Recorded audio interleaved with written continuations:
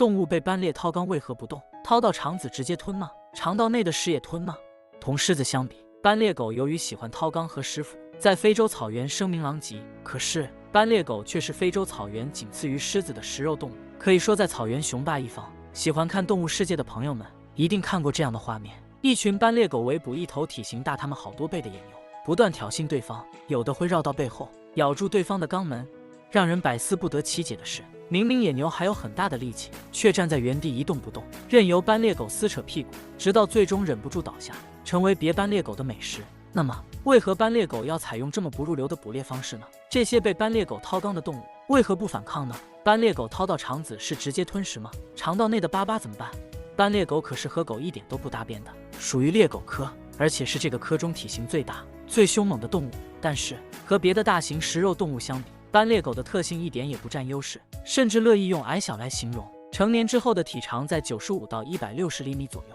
体重在40到86躯克之间。体型跨度之所以这么大，是因为雌性的体型要比雄性大30%左右。特别的食肉动物不同，斑鬣狗的前后腿不一样长，前面的腿要比后面的腿长，使得后腿的力量不够，跳跃能力有限，这就决定了它们不能采用传统的捕食方式。斑鬣狗对腐食打心底喜爱，到了任何动物的尸体都不拒绝的地步，当然也包括它们同类的尸体。它们牙齿的咬合力很强，可有把动物的骨头咬碎，吸食骨头中的骨髓。要知道，这是其他哺乳动物办不到的。很多人认为它只是吃腐食的动物，其实人家的捕猎能力也很强，自己捕获的猎物接近70%，只不过他们喜欢夜间捕食，白天大家看到他们守着尸体进食，误以为这是在吃捡来的腐食。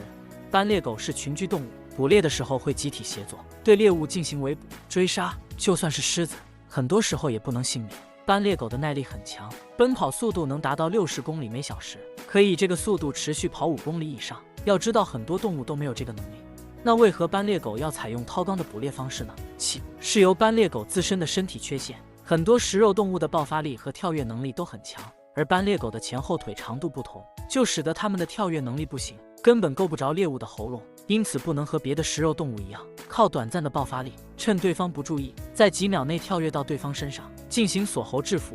其二，肛门是很多动物身体中最脆弱的部位之一，斑鬣狗掏肛的策略是很明智的。对于很多动物来讲，脖子和肛门最脆弱，而斑鬣狗无法跳到大型动物的背上，也就够不着对方的喉咙，只能够得着猎物的肛门。而斑鬣狗在围捕大型动物时，会借助自身超强的耐力，会追击猎物好几公里，等到对方跑不动的时候才会出手，这时猎物已经精疲力尽，没有力气反抗了。此外，斑鬣狗的咬合能力很强，肛门又很脆弱敏感，耐疼性很弱，只要被斑鬣狗咬住就很难挣脱，并且会越挣扎越疼。况且肛门还连接着肠胃等内部身体组织机构，挣扎时很可能胡把内脏扯出来，那就是自找死路。因此被掏肛的猎物根本不敢动。就算如此，但是还有一点，就是肠道内储存着粑粑，斑鬣狗扯出肠子会直接吃吗？那它们能吃得下去吗？确实，肠道内还有未来得及消化的食物残渣，但是还要具体问题具体分析。若是捕猎的斑鬣狗喜欢吃北脏，那么肠道它就会留下不吃，